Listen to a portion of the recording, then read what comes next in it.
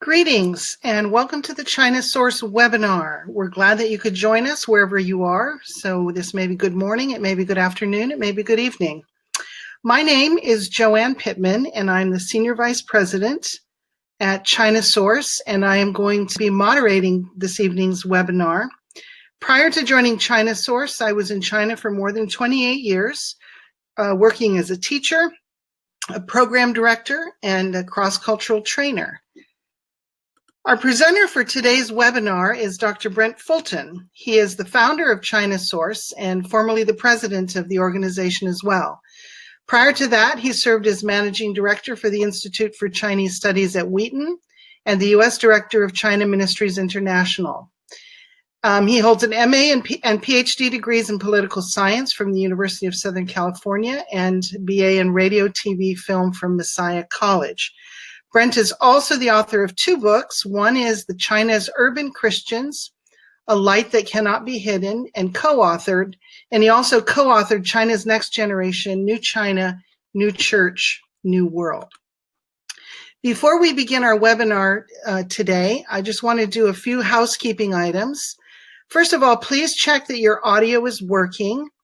And all participants will be muted and only the moderator and presenter will be heard during this webinar. Following Brent's presentation, or following the webinar, you'll be able to retain access to a recorded version of this webinar via Webinar Jam, which is what you've signed on to now.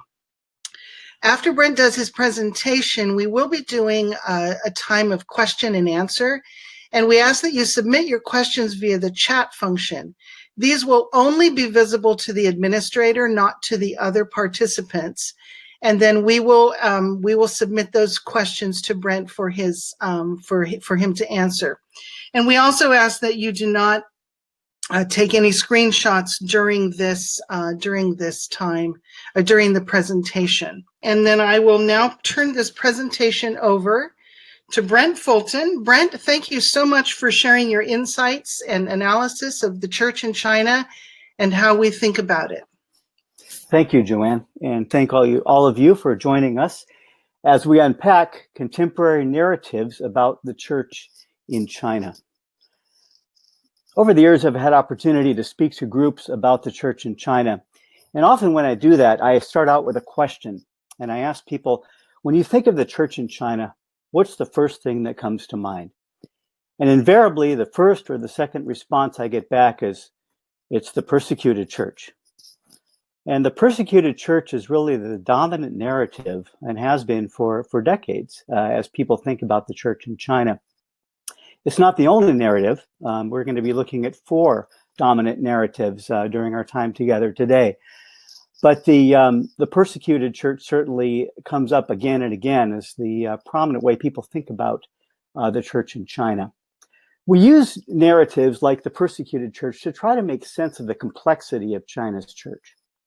Economist Robert Shiller has said about narratives, the human brain has always been highly tuned towards narratives, whether factual or not, to justify ongoing actions. Stories motivate and connect activities to deeply felt values and needs. Narratives go viral and spread far, even worldwide. So our narratives matter. Our narratives, when it comes to the church in China, our narratives construct our version of reality. They become the lens through which we view China's church. They define what's desirable, what's possible, what's off limits. They set the parameters for how we talk about China and for how we choose to get involved. Our narratives provide a framework for navigating relationships with Chinese Christians, with the government, and with other foreign entities. And finally, our narratives matter because they may say as much about ourselves as they say about China. Even though they reflect reality, they are still very much our stories. So in our webinar today, we're going to be looking at the stories that we often tell about the church in China. And I say often tell here because I don't claim that the 4 dominant narratives that we're going to look at today are the end. You may have your own narrative. Those who work in China know that the situation is very complex, and no one particular narrative or story can begin to tell the whole situation. But the dominant narratives that we're looking at today recur again and again in our conversations about China. As I've already said, they are influential, and thus I think they're worth taking a look at. We're going to look at how our narratives have evolved over the years with events in China. We're going to look at the implications of our China stories. What do these narratives really mean to us? And then finally, think together about a new narrative about the church in China. How could we really talk accurately about the church in today's environment in China? So briefly, the four narratives that we're going to look at are the persecuted church, which I've mentioned already, the needy church, the Christian China narrative, which sees China being transformed by the gospel, and then finally the missionary church, which sees the church sending missionaries beyond China's borders to the rest of the world. So with that, we'll jump into the first narrative, the persecuted church. This is a recent quote from the director of an organization that focuses on the persecuted church around the world. And it sees the Chinese government committing unparalleled human rights crimes against Christian citizens, but yet the church has not been eliminated. Instead, the underground church community has banded together and is actively working to call the world's attention to the plight of the Chinese people. This recent quote really sums up the persecuted church narrative that we're familiar with. This narrative sees Chinese Christians as innocent victims or as tragic heroes. The tragic heroes are those who dare to stand up to the government and thus pay a price for their willingness to try to stand up. This narrative assumes that the church's biggest problems are political. If the political system were just changed, if the government would just give greater freedom to the church, then the church would be fine. The church's problems would be over. It's just a political issue. And this narrative is crisis-oriented. We hear about the church in China when there are incidences of persecution. And because we often hear about the church in China when there are incidences of persecution, this colors our entire perception of the church.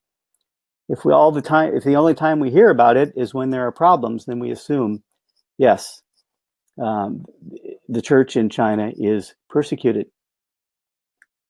The needy church narrative, our second narrative, really flows out of the first one.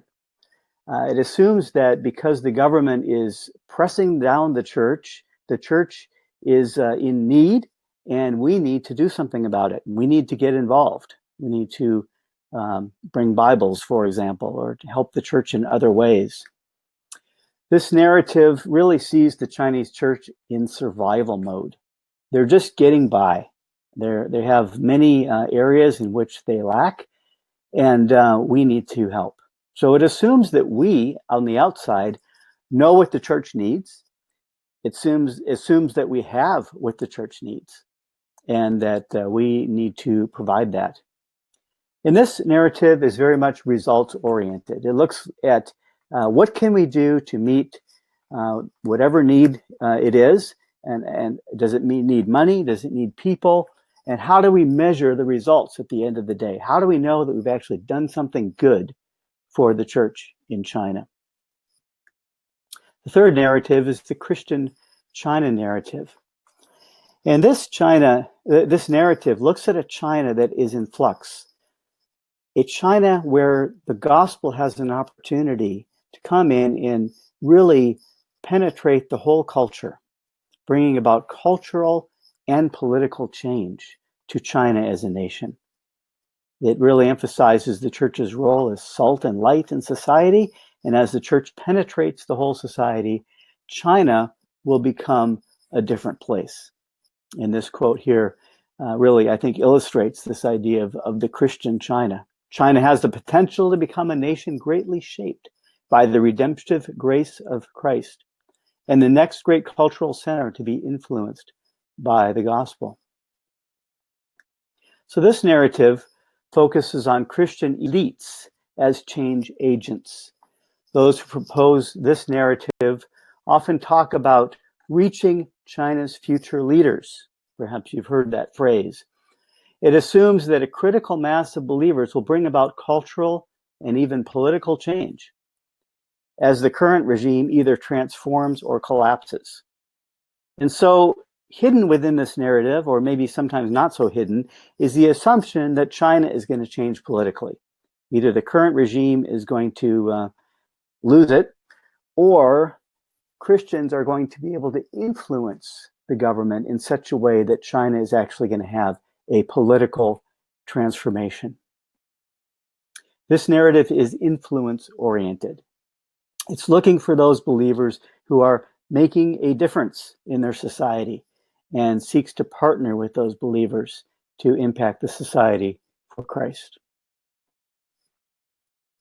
Finally, we have the missionary church narrative. And this narrative sees the church sending out a lot of missionaries to the rest of the world. The Mission China 2030 is an initiative that has been developed by the urban church in China over the past many years. And back in 2013, I believe it was, they set forth the goal of sending out at least 20,000 missionaries by the year 2030. This narrative sees the church as owing a gospel debt to the rest of the world, and sees the church in China as having been blessed by God so that it might in turn become a blessing to the world. This narrative sees the Chinese church then as an emerging force in world missions. And as China rises as a nation, this narrative assumes that China's rise will pave the way for Christians to go abroad with the gospel. So this narrative sees a confluence between the rise of the church itself and China's moving out into the rest of the world through the Belt and Road Initiative, becoming a more powerful nation economically and militarily and such, and believes that the church will be able to follow in this path and thus influence the nations. So this narrative is oriented towards an outward expansion, particularly into the unreached areas of the world. I've often heard it said that the Chinese Christians are going to be able to reach the areas of the world that the rest of the world, the Christians, the missionaries from the rest of the world have not been able to reach. Chinese Christians can go where Western missionaries are unable to go. Now, these are all our narratives. There are estimations of what's happening with the church in China and our attempts to make sense of all of that. But they are rooted in reality. And I'd like to look next at how these narratives have evolved over the last 40 years. If we look at the what's happened in China with the church over the last 40 years, we see two primary dynamics moving upon the church. The first is a change in the church's own internal capacity. Its capacity to train its leaders, to resource its own ministries, to have an effective witness within society. And then we see changes in the political pressure on the church in China. And these two dynamics have interacted over the last 40 years to kind of shape the way the church has developed. Let's just look quickly at how these two dynamics interact. If you have political pressure on the rise, if you have high political pressure, but a church that has low internal capacity, you basically have a church that's in survival mode. A church that's just barely getting along. It's under the thumb of a strong and antagonistic government, and it's just can't even hardly meet its own needs at all. If, however, the political pressure were to decrease, then the church would have some room to grow, to develop, to begin to address its internal needs, and to become more self-sufficient, to become stronger and better led. If the political pressure continues to be relatively low and the church continues to grow in its internal capacity, you have a church that then can begin to look outward. It's no longer just concerned with its own internal needs, but it can begin to look around and see how it can have an impact on the society around it. But then if the political pressure increases again, you have a new situation. The church is developed in capacity. It's able to do a lot of things, but now it's again coming under the thumb of the government. But unlike the previous situation, where there was high political pressure, the church this time around is a lot better equipped to deal with that pressure. And it can respond in different ways as the government begins to exert pressure on the church. Well, if we look at the journey of the church over the last 40 years, we can see that the church has experienced all of these over the last 40 years. So let's look at some key events. Back in 1982, China was coming out of the Cultural Revolution. Deng Xiaoping had come into power and begun the reform and opening period. And the government decided that they would take a more rational, a more long-term, a less antagonistic approach toward religion. And so document 19 comes out in 1982, which spells out the current approach towards religion in China. After the Tiananmen massacre of 1989, it looked like the economic reforms and certainly political reforms were going to be grinding to a halt. But Deng Xiaoping journeyed down to Shenzhen on the border with Hong Kong, took a tour of that special economic zone and proclaimed that reform was good. And so economic reform then picked up again, really with a vengeance. And China really poured itself into developing economically as it aimed to join the World Trade Organization, and also as it pitched its bid to host the Olympic Games. During this time, China was quite sensitive to overseas criticism and to overseas concern about issues like human rights, and political pressure on the church relatively decreased during this period. And we entered a period in which the political pressure on the church was not so great, and the church had the opportunity to develop. In 2008, the Sichuan earthquake happened, and Christians, for the first time, gathered together and in an organized fashion, in a large-scale manner, went to Sichuan to be involved in the relief and the rebuilding efforts in Sichuan province. Really marked a turning point for the church in its engagement with society. In 2012, Xi Jinping came into power, and in 2013 initiated the Belt and Road Initiative, signaling that China was going to be seeking to extend its power and influence beyond its borders to the rest of the world. So on the one hand, Xi Jinping is proposing a China that is going to be engaging more with the world, but on the other hand, things are tightening inside China. And for the Christians, this really is evident in 2014 when the government begins removing crosses from churches in Wenzhou. And this went on for a couple of years.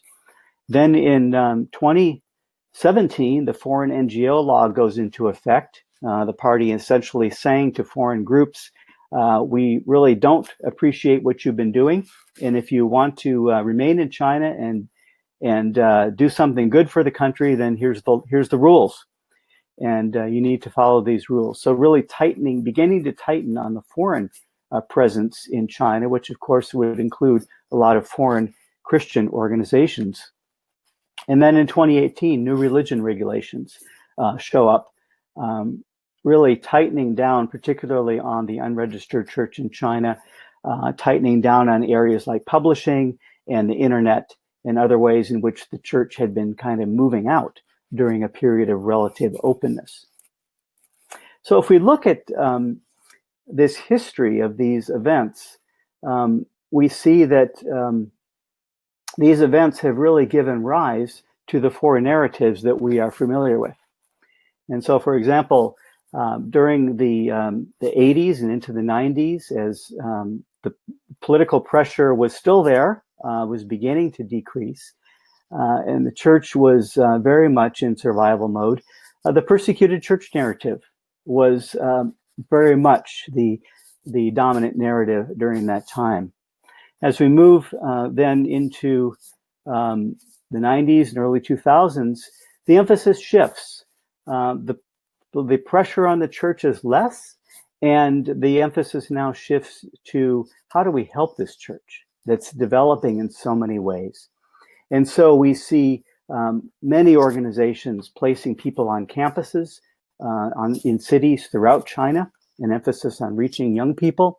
We see a large cluster of organizations putting people into Southwest China, where there are many unreached people groups, and beginning efforts to reach out to those people groups in Southwest China.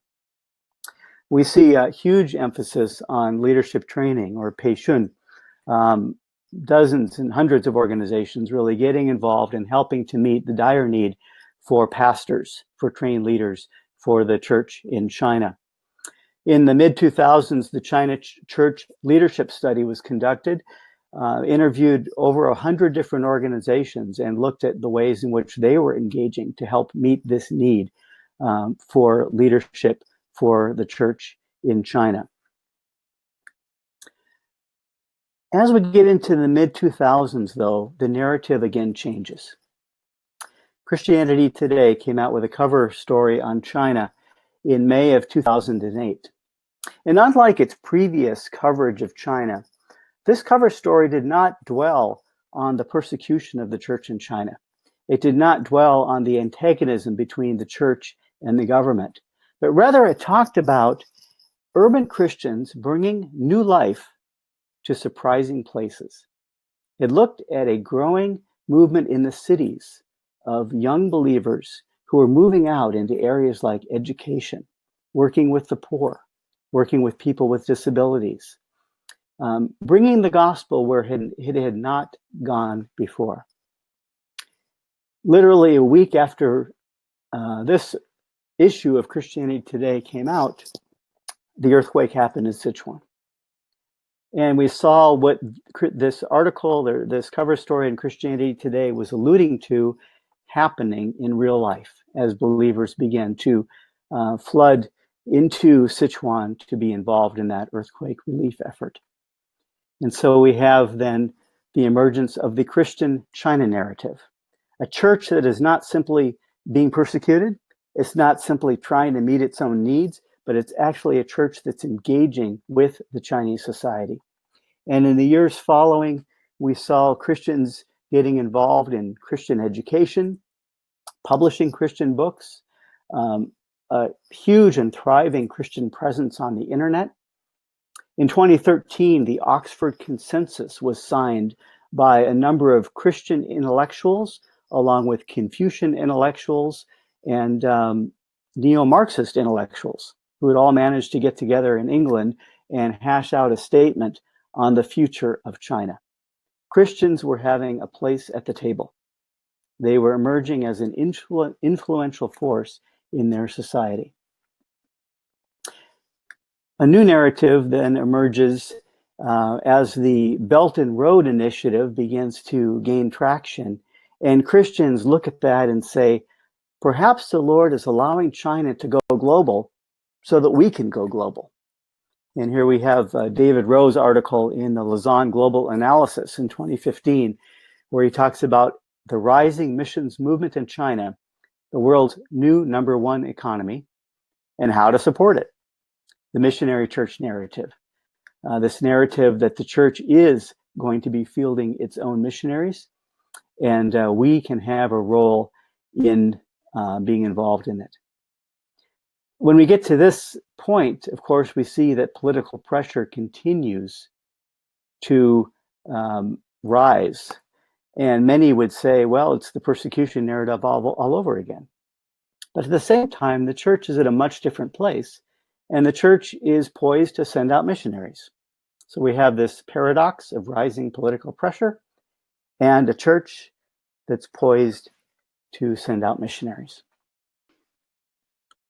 Well, as we near the end of our presentation, we're going to look at the implications of our China stories. What do these really mean for us? And four things. First of all, I think that we can lose sight of the bigger picture if we only focus on one particular narrative. The incredible story of what God is doing in China is bigger than the sum total of all of our narratives. And one narrative cannot begin to portray the richness or the complexity of China's church, particularly when we're looking for the media to tell us what's happening with the church in China. The crisis-oriented media is not going to begin to be able to grasp or to tell the bigger story of what God's doing. Being focused on one particular narrative can cause us to be unable to adapt to new realities in China. I struggled with this in the mid-2000s as I was making trips in and out of the mainland.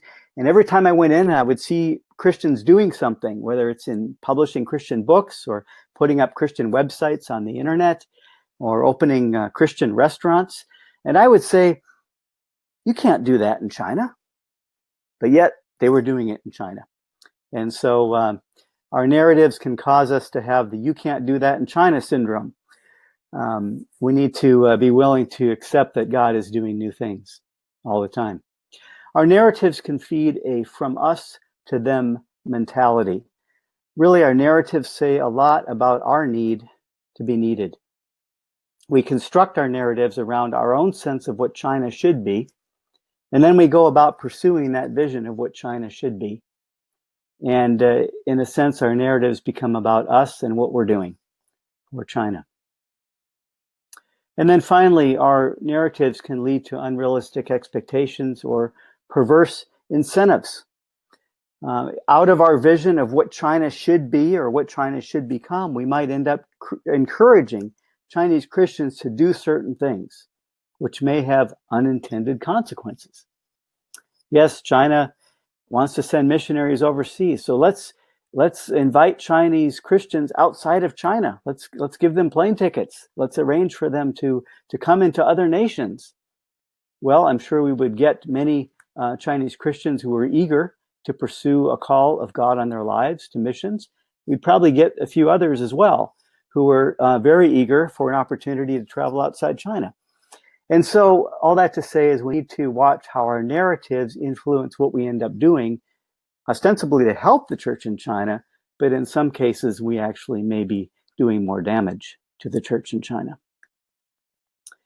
Well, finally, how would we move towards a new narrative about the church in China that would adequately begin to more accurately describe and give us some talking points to better understand what's really happening with the church in China? First of all, I think we need to look in the mirror. We need to ask, what do our narratives say about our own values, our own prejudices, our own needs and expectations? The experiences of the past 40 years give us ample opportunities for reflection. And I think it is important that we reflect. What do our narratives really say about ourselves? Secondly, we need to listen to the stories of Christians in China, but not listen to them through our predetermined lens of an editorial stance, hoping that what they say will match up with what we want to write about the church in China. And not listen to their stories through the lens of an organizational agenda, hoping that what they say will somehow support what we've already decided what we're going to do in China. We need to really remove the filters and try to listen as best we can to what Christians in China are really saying. And then finally, we need to look beyond China, because the issues that the church in China are facing, the issues that the global church are facing, are bigger than China.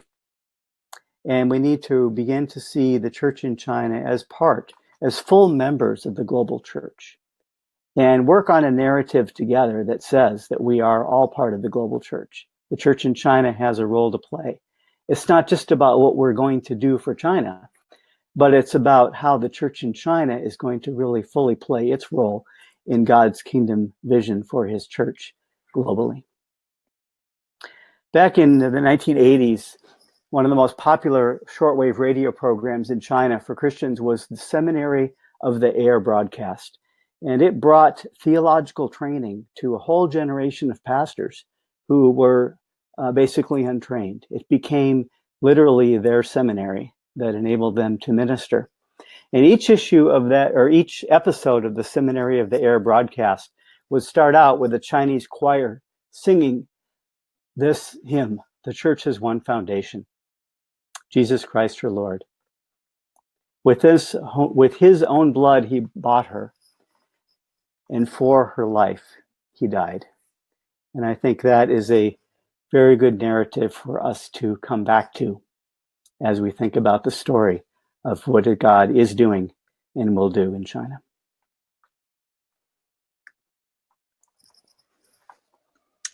Thank you, Brent, for that presentation. Lots to think about, and we're going to get to questions in just a moment. But I do want to just give a little brief introduction again to China Source. For those of you who are not familiar with our work, we offer insight and analysis for the global church, and with the aim of deepening understanding of the complexities and the multidimensional nature of the church in China. And we do this through online publications, consultations, and training. We also seek to be a place where the global church can hear directly from Chinese Christians about their situation and challenges, thereby giving a chance for the global church to learn from our brothers and sisters in China. And you can learn more about what we do and read a lot of great publications and articles on our website, chinasource.org. And before we launch into the questions, I do want to highlight one of our publications in particular, ZG Briefs, which is a weekly sort of curation of news out of China. So I'm just going to leave this page up here while we get to some of the questions that have been submitted. And if you are still thinking about questions, you can go ahead and continue to submit them. We have a way to get them all. But the first question that I want to pose to you, Brent, is what is the current best estimate of the number of Chinese cross-cultural workers that have been sent out by the Chinese church? I've heard maybe 1,000 that have been sent out by the Chinese church. Others may have different numbers, but that's the number that I've heard recently. Okay, so 1,000 is what you've heard. I think in the past there have been larger numbers bandied about. Brent, I think I've heard at one point there was, numbers in the tens of thousands, even up to hundreds of thousands. Do you not agree with those numbers? I think many of those numbers were aspirational. They were saying this is what we hope to be able to send out. I think it's important to recognize that, yes, there have been many people sent out in recent years, but also many who have come back. They have not managed to stay on the field for a particularly long time. And so if you look at who's still out there, I think the number is not quite as large as some would say. Okay. And Brent, what about the current situation in China with the health crisis with the coronavirus? I'm gonna ask really kind of a two-part question. Number one is, what are you hearing about how Christians in China are reacting to that? And are there things that those of us outside of China can do to help Chinese Christians caught up in the health crisis in China? Well, China Source has actually had a number of helpful resources on its website in recent weeks, including a letter from a pastor in Wuhan who talks about how the church is dealing with the crisis. We find Christians, like many people in China, are not going out. I just saw a report from somebody in Shanghai today that nobody was meeting for worship in any of the churches in Shanghai. And I think that's probably pretty true across the board. People are just trying to stay home and trying to stay out of harm's way. Christians are reaching out to their neighbors, I think trying to provide basic supplies for people who have a need. Pastors, and particularly in the unregistered church, have been meeting virtually for prayer. having virtual prayer meetings together, and really calling on the whole church, not in China, only in China, but the church abroad as well, to join the church in China in concerted prayer. And so that's what I continue to hear. The biggest need right now is for prayer. Okay, and I just want to add too that I've been seeing a lot of reports that registered 3-self churches are posting their sort of order of service and the pastor's sermons. They're posting them on WeChat, and so church has kind of gone online in China, it seems to be.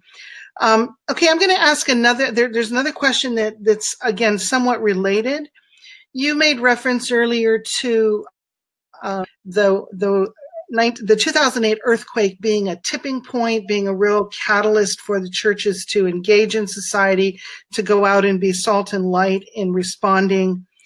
Do you think that it's a possibility that this coronavirus crisis will provide another opportunity for Christians to kind of step into society and say, we're here, we're good, we want to help? Might it have a second catalytic effect like the earthquake? I think that Christians could certainly have that kind of impact with their neighbors, and I would expect them to. But the environment for civil society is very different today than it was back in 2008. Back in 2008, the government was encouraging groups, including Christian groups at the time, to get involved in society, and was not putting a whole lot of limitations on them. Today, the party's version of civil society is party-led civil society. And so to the extent that Christians or anybody else wants to get involved in meeting social needs, it needs to be done under the aegis of the party. And I don't think the party is very interested in Christians getting credit for what they're doing. So all that to say is, I do believe that there's an opportunity for a wonderful response, but I don't think it's going to be as public as it was back in 2008. Okay, all right, yeah, thanks. That's very helpful. We have a question about what advice do you have to offer for someone who is thinking about entering the field of ESL education in China in light of today's topic about narratives?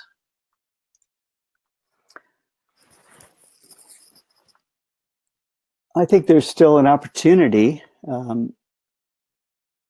English is still very important in China, and China is still welcoming teachers. They've raised the bar considerably from what it was, say, 30 years ago, or even 20 years ago. And so they're requiring much more preparation and much more qualifications for those who come.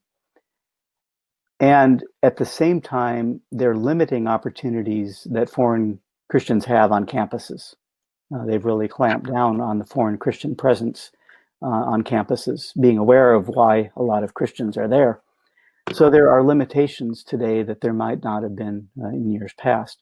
But having said all that, yes, there's still an opportunity to live and serve in China. And if the Lord opens that door, I would encourage people to do that. Okay, great, thanks. Brent, somebody wrote in with a comment, and I'd like you to respond to this comment. Different Chinese churches may look at themselves with different narratives on their own situations, and these determine their reactions to pressures and challenges and opportunities. So I'm wondering if you can comment on how Chinese churches themselves might view themselves in the stream of these narratives. I think that's a very important observation to make. When I've talked to Christians in China over the years, I have not heard many of them refer to themselves as persecuted. But yet there have been some congregations, particularly some who have been in the news in the last year, that have really made a point of saying, we are persecuted and we are going to do something about it. And we are going to actually confront the government that's persecuting us. Their situation then becomes very different from other churches that say, yes, there are restrictions on the church, but they're not the main point for us. We're not going to overemphasize those. We're not going to go to bat with the government. Christians have been called to respond in different ways. And how they choose to respond, yes, definitely influences the narrative that then they adapt and that they portray about their own church situation. Okay, thank you. Now, another question here about quote unquote the church in China. We use that term a lot. The church in China is this. But somebody then asked this question: what are the differences between the churches in more developed coastal cities and the churches in the lesser developed interior areas? Well, the churches in the coastal cities, generally the congregations would be better educated people, folks who have maybe studied abroad and returned to China. They would tend to be more in touch with global trends in the church, and you would see that in their worship and maybe in their theology, and some of what's preached in the church. Even having more access to folks who might come into China to participate with them in ministry of some sort.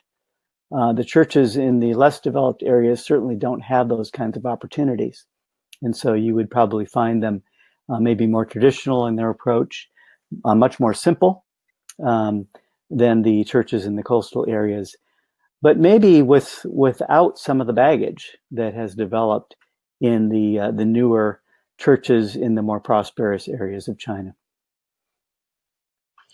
Brent, I'm going to interject there. What type of baggage would you say has developed in some of those more developed areas? Well, one of the extremes that we've seen, for example, in Wenzhou has been the building craze, the desire to have a bigger and better building, and actually competition between congregations as to who can build the bigger church. The cross-demolition campaign in the last few years has kind of put a stop to that, and some in Wenzhou would say that's been good. But it's an example of how prosperity has influenced the church in ways that probably aren't very positive, and has actually added some baggage to the church that wasn't there previously. Okay, great. Thank you. Another question: what is the best way to prepare Chinese scholars who come to faith outside of China to integrate them back into the churches in China? Well, I would love to hear your thoughts on that, Joe, knowing that you're involved with that kind of work where you live. But my thought is that often those who come to faith when they're outside China really have very little understanding at all of the church inside China. And if they get acclimated to a particular kind of Western church while they're outside China, they're going to find it really hard to fit in to the church when they go back. Now, there are some returnee congregations that have developed in China that would cater to those kind of folks. But I think one thing is really to help people understand before they return to China what the church in China is really like. Okay, yeah. I don't think I would add much to that. It's a very difficult thing, and I commend and pray for all of those, probably many who are on this call who are involved in that, and the importance of thinking through that as well. Okay, I'm going to move on to another question. How difficult is it to get a Bible in mainland China now? It's not that difficult. Bibles are sold in the registered churches all around China. And in the rural areas, there are often Bible drives to get shipments of Bibles into areas where it might be hard otherwise to get a Bible. Also, with technology, there are Bible apps that many Christians use to access the Bible. And so generally to get a Bible is not a huge issue in China. However, getting commentaries and getting different versions of the Bible, which people might want for study purposes and for preaching and such like that, there might be limitations on those. The Bible is still not sold openly in bookstores in China. Okay, yeah, but I think my experience is that most Chinese Christians that certainly I'm familiar with and know, they use their phones, and Bible apps are still quite readily available. Brent, I want to turn now to the Belt and Road Initiative, Mm-hmm. and how it might offer opportunities for the missionary church narrative? Yes. So the question is, how might it offer opportunities? Opportunities, yeah. Is that going with the China's Belt and Road, this foreign policy of going out and helping underdeveloped nations develop their economies and infrastructures? What opportunities does that give for Chinese missionaries? Well, you certainly see the flow of Chinese people, whether Christian or not, into areas where China is investing, the business people, officials, others. And so to be able to kind of ride that wave, so to speak, and to get involved in those areas is certainly a reality for Christians in China, particularly if they are involved in the business world or if they have a skill, for example, teaching Chinese, which might be of an attraction to the people in the country where they're going to. I think it was last year, China Source had a issue of the quarterly on the church in Africa and the church in China. And there were some really interesting observations in there about the interplay between the African church and the Chinese church. And much of that had to do with the fact that China is investing heavily in Belt and Road projects in Africa. Having said that, though, I think it's also important to realize that the Chinese government is well aware that Christians in China have this vision. And their imperative, of course, is economic development, diplomatic influence, in many cases, a military presence in the places where they're going. They do not want Christians to stand in the way of that. And a couple of years ago, when there were two young Chinese missionaries who were executed in Pakistan, I believe it was, that really was a wake-up call to the Chinese government to say, who are these people? Why were they there? It's a huge diplomatic incident when it happens. And the Chinese government is not interested in having those kinds of problems. So although the Chinese church is excited about sending out missionaries, and although I think there are routes to go, there are some kind of tracks to run on with the Belt and Road Initiative, at the same time, I think we can expect the Chinese government to be watching that situation carefully and perhaps trying to cut off Christians who are, in their mind, inappropriately utilizing these channels for their own ends. Okay, great. Here's another question. In light of the graph that you presented, what impact will the virus have on that curve, and which segment does it fit into? Well, I think we've seen with the government's approach to the virus just ramping up more and more control, trying to deal, first of all, trying not to deal with it. So controlling media in a very strong way so that the story wouldn't get out. And then switching gears suddenly and dealing with it in a huge way, building hospitals overnight and quarantining whole cities. And that's just the way this current regime works. It's a very strong authoritarian regime, and the way that it deals with anything is just action in a very big way. And so I think the current situation just kind of escalates the pressure on society that this government is exerting. And so we're seeing, in a sense, more of the same. For the church, obviously in the short term, it's limiting believers' ability to gather together, to do training, to do many of the things that they have been doing.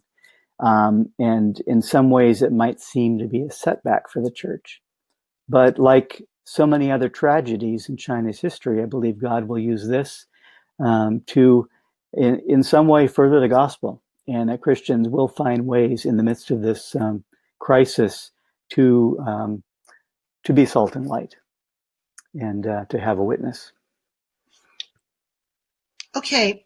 How do you see these different narratives that you've talked about being different or playing out in different ways or similar ways between the house churches and the registered churches? Have the narratives been the same for both? Or do they kind of are they on different tracks? I think by and large the trend has been the same, but A couple things are different. One is that the unregistered church, when it comes to the Christian China narrative, the unregistered church has been a lot more outspoken and a lot more active in really trying to influence their society. The registered church is limited in its ability to even talk about Christianity having a huge cultural impact or a huge political impact. And now with the sinification campaign, it looks like the government's trying to go the other way and saying that the party really needs to change the church's culture so that the church's culture is more in tune with the party's culture. The other big difference would be the missionary church narrative, whereas the unregistered church has been very zealous to try to prepare and to send its own missionaries. In the registered church, there's really little, if any, of that kind of activity certainly allowed or actually going on. So I think those are two areas where the narratives would diverge. Okay, great. I think I've got time for two more questions, but I also want to remind the participants that if we have not gotten to your question, we will be sending out written responses to your questions in writing. So even if we don't get to it here, we're going to be providing answers to those questions. Brent will do his responses in writing. So my last two questions, but next to the last and then the last. It goes back to the your comment about 1,000 Chinese serving cross-culturally. Do you have any information about efforts of Han churches to go to the unreached minority people groups and how that initiative might be going? You mean within China? Yes, within China. So Han Christians going to minority groups within China. Yeah, certainly that's happening. I mean, you have churches in some of in the Southwest among some of the minority peoples that really have an active outreach to the minority peoples in their midst. You have churches made up of minority peoples already, and they have a vision, some of them, to reach other groups. I'm acquainted personally with organizations that are on the ground, foreigners and local Chinese, Han Chinese working together to try to move out among the minority peoples. Same with Xinjiang, the northwestern China, although obviously in the current situation, those efforts are very difficult.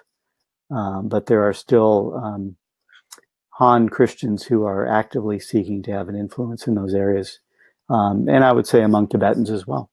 It's happening, and churches, particularly on the East Coast, do have a vision to send people out into the west of China to reach the minorities. Okay, great. And then our last question for you, Brent.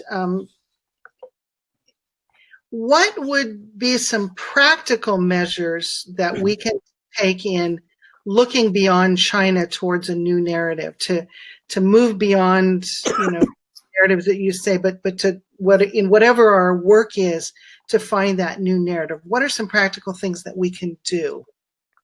Because so much of our narratives come from the media, whether we are aware of it or not, whether we like it or not, I think it's important to try to help those in the media to see that there are other stories that can be covered.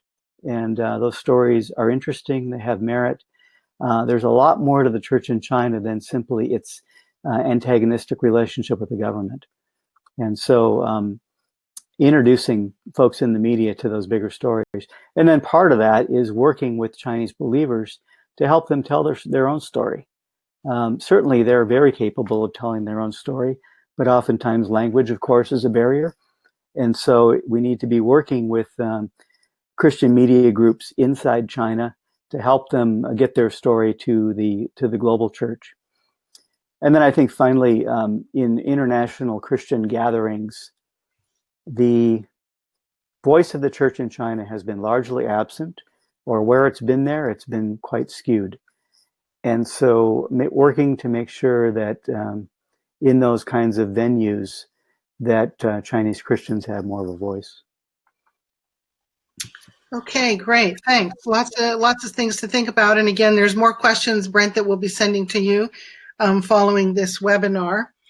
Just want to again point you to where you can find us online. If you're social media savvy, you can find us on both Facebook and Twitter. And then I've also included Brent's email address, my email address, in case you want to connect with us at any point. We would be happy to interact with you.